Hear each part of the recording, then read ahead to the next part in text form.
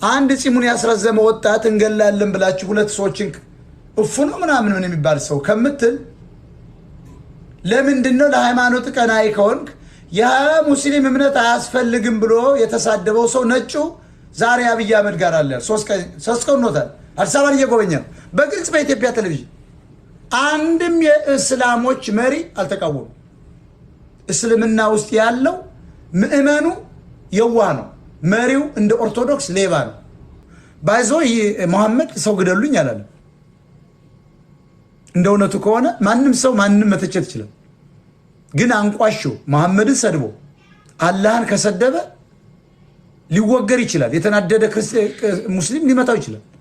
እምነቱን ይወዳል ሰው ነው። ግን ቁርአን ይፈቅዳል ሰው ግደላል እንዴ? በቁርአን በኃይል ነው እንደምታሳምነው አይልም። የሙስሊምን እምነት ለማንቋሸሽ የሚደረግ ነው። ግለሰብ ነው፣ በህግ አለ፣ ይጠየቃል። ለፖሊስ ማመልከት ነው። በሃይማኖት በኩል መናገር ያስከሳል ከተባለ ፍርድ ቤት ቀርቦ ነው ሊቀጣ የሚገባው። እኔም በሆን ካጠፋው መቀጣት አለብኝ። የሰውን ሃይማኖት ማርከስ አልችልም። መተቸት ግን ይችላል። መብቴ ነው፣ ተፈጥሯዊ መብቴ ነው። መሐመድ አያድንም ማለት እኮ ይችላል እንዴ? እነሱ ኢየሱስ አያድንም ይላሉ። ትክክል ናቸው፣ መብቱ ነው። እኔም አይ መሐመድ ሰው ነው አያድንም ማለት ይችላል። ከመቃብር አልተነሳም ማለት ይችላል። ግን ደግሞ ሌላው ሰው ኖ መሐመድ ሆሊ ነው፣ መካ ላይ ብንሄድ እኮ መንፈሱ አለ የሚል አለ። ትክክል ናቸው እነሱ።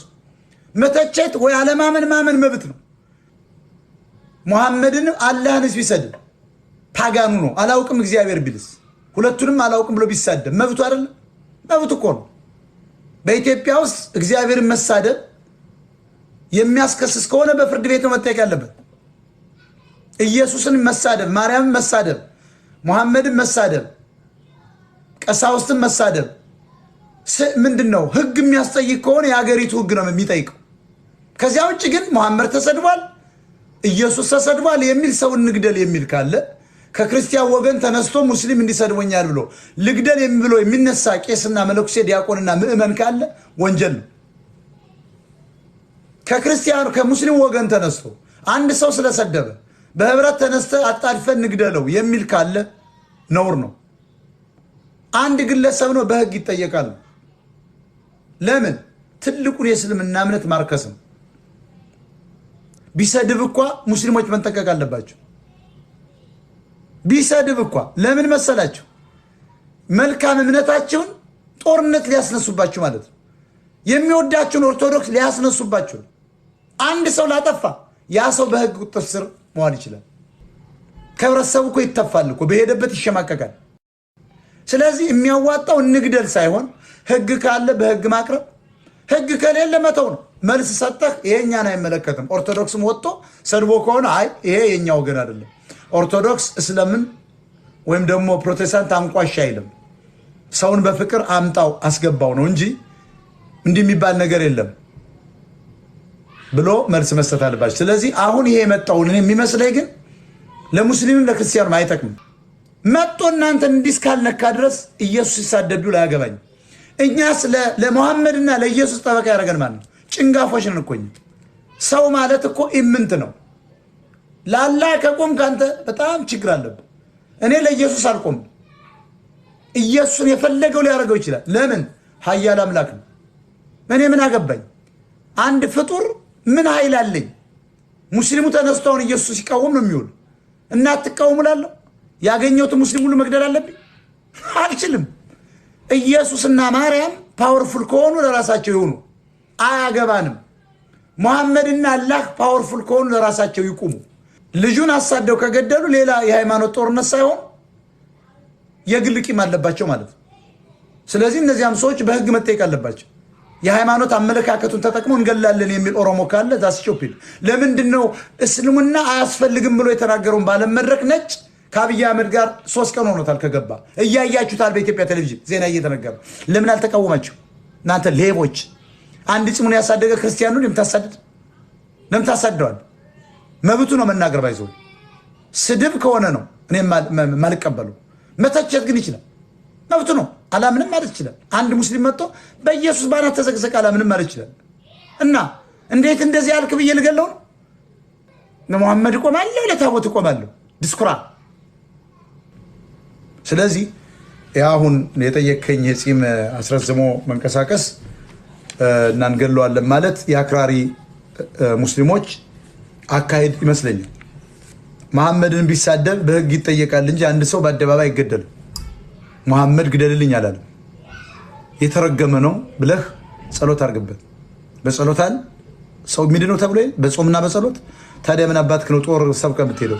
ይገደል ምናምን ማናንተ ምገል? የሀገሪቱ ህገ መንግስት አለ ተብሏል። ወንጀለኛ መቅጫ አለ። ለምን አትጠይቁት? እስልምና አያስፈልግም ብሎ ያለውን ነጭ ግን ከአብይ ጋር ስታየው አንተ ኦሮሞ አንተ ጠብደን ያን ሰው ይገደል ስትል ያየው ሰው እስኪ ያንን ጠይቅ። መብት ነው መጠየቅ መብት ነው። ልግደል ማለት ግን ወንጀል ነው።